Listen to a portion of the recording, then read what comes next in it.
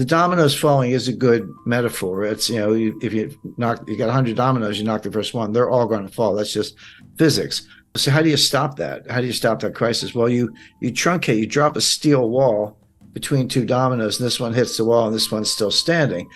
But that's the bailout. The problem is each crisis tends to get bigger than the one before, which means each bailout gets bigger than the one before. My question, are we now at the point where the needed bailout is bigger than the capacity of the central banks, that they've pulled all the rabbits out of a hat, played all their cards? And again, this goes back to what I did say about the Silicon Valley Bank rescue. It is the biggest bailout in history, and I can explain why. But if that's the case, what else do they have? Jim Rickards said that this is the biggest bailout in history. 97% of the Silicon Valley Bank deposit is uninsured. That's really scary, but it is the reality just a couple months back. Many big companies such as eBay and Roku had their deposit in the bank. And also small startups with just 100 employees with $5 million working capital. What happens when the bank can't meet its obligation because they don't have the money? Well, there will be a bank run. Started with one guy named Peter Thiel who tweeted on Twitter, and boom. You got yourself a bank run. Back in the days, people would wait in line and crammed in the bank just to get their money back, but now we can move billions of dollars just with our iPhone. And Jim said that the next crisis will be in the dollar itself because people will lose confidence in it, so we can't bail out the dollar with the dollar itself. So what should we do? Let's hear more from Jim.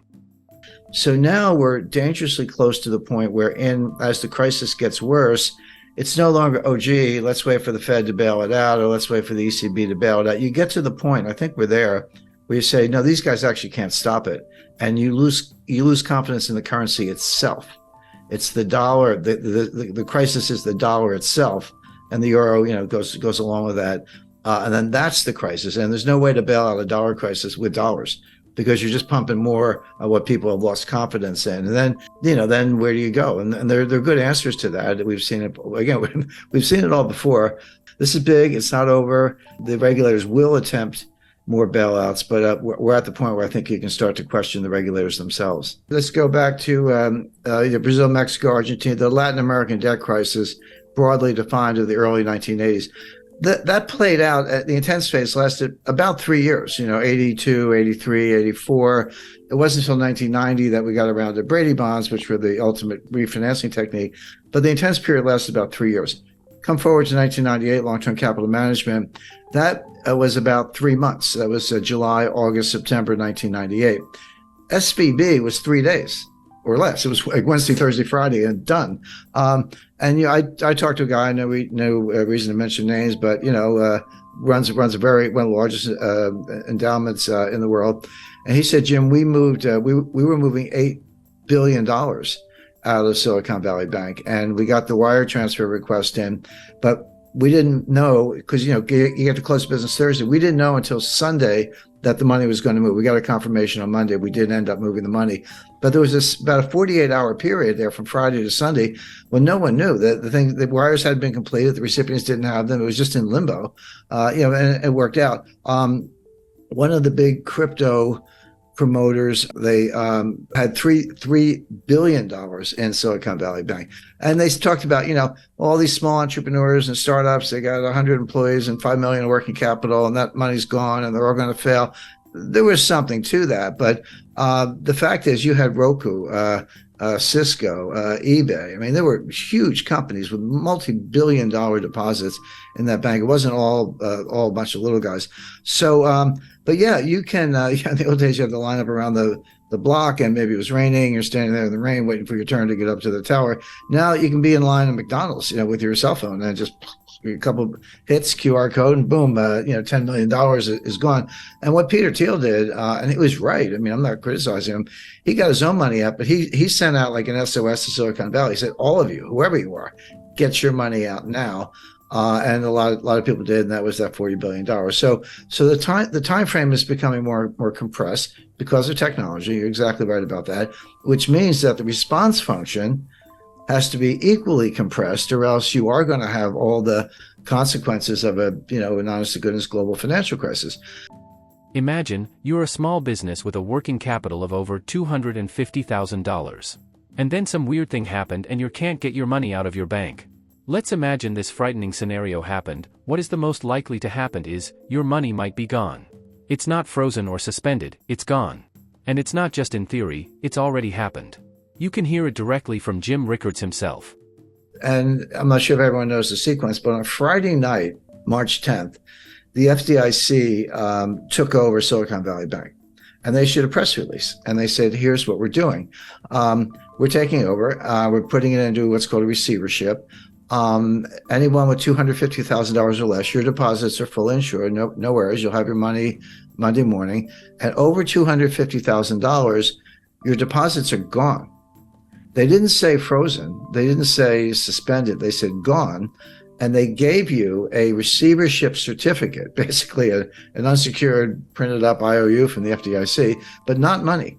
And it's a receivership certificate. And they said, hang on to them. In effect, we're going to sell assets. And as and when we realize proceeds from assets, we'll give you something. We'll give you distributions on these things. Don't know how much, don't know when. We'll do the best we can. Remember in the RTC days in the early 90s, it took them 2 years, and they were very efficient. I worked with them at the time. We were in their offices when we were sitting on boxes because they didn't even have furniture, but they were doing deals. So they had the right attitude, but that took 2 years. So and that was it. Well, that's when I called the billionaire crybabies came out in force. Bill Ackman, all these guys. Oh, you got to save us. I was like, well, you got to trade on Bill. $5 billion is not enough. But anyway, they pounded on the White House all weekend. Now here's something that very few people. Say almost nobody knew at the time except the management, although they seemed to be asleep at the switch. Everyone's like, startups, venture capital. There's a lot of truth to that. 97% of the deposits of Silicon Valley Bank were uninsured. And by the way, that's my new metric for assessing banks. You used to look at, working capital and debt equity ratios and, bad assets, governments. There are lots of ways to measure the health of a bank. But the most relevant way right now is, and this is publicly available, take the ratio of uninsured deposits to total deposits. 30% is comfortable. If you're like, 70% of my deposits are insured, which means they're not panicky. They're not necessarily going to run for the hills. 30%, okay, uninsured, but I have assets. I have that much cash or more. That's a comfortable ratio. When you get over 50, you're in the danger zone. Well, Silicon Valley Bank was 97% uninsured, which meant all the money was going to run, and it did. So that's a way, if you're looking at these big banks or any institution or your own savings institution, to look at it. We're not getting political here, but anything that go woke will go broke.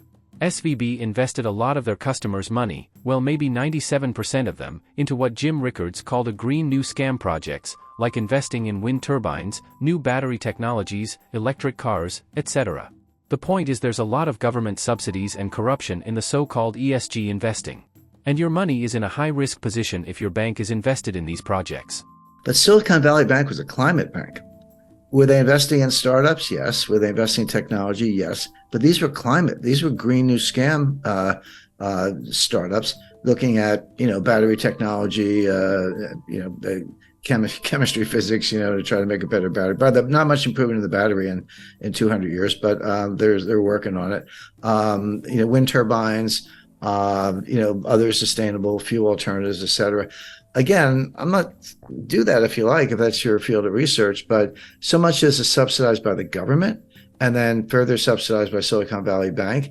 And that's where the assets were. That's where the loans were by and large. And so the White House is getting hammered, not only because of entrepreneurs, job losses. And by the way, we are in an election cycle here in the United States, but from the greenies who are extremely powerful. So that was Friday night. So Saturday, everyone's crying to the White House. Sunday night at 6 o'clock. By the way, mark that on your calendar. Sunday, 6 p.m. is when they tell you what they're going to do. 6 p.m. Sunday, November 12th, they came out on, March 12th, they came out on Silicon Valley Bank. The following week, 19th, that was Credit Suisse. And then the week after that, it was something else. But they always announce the collapse on Friday and they announce the relief on Sunday. So they have the weekend to work on it. But you got to be careful about 3-day weekends. Easter, Easter is an example. But